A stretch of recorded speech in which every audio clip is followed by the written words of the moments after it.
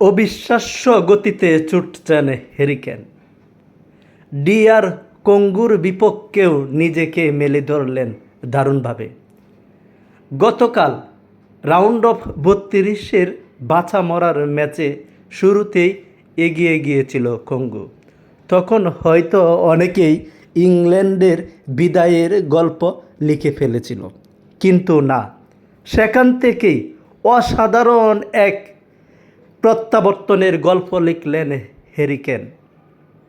অসাধারণ দুটি গোল করে দলকে রাউন্ড অফ 16-এর টিকিট নিশ্চিত করলেন তিনি। বিশেষ করে 86 মিনিটে তার করা গোলটি ছিল অসাধারণ। এই গোলের সৌজন্যেই ব্রাজিলিয়ান কিংবদন্তি পেলেকে ছাড়িয়ে গেলেন তিনি।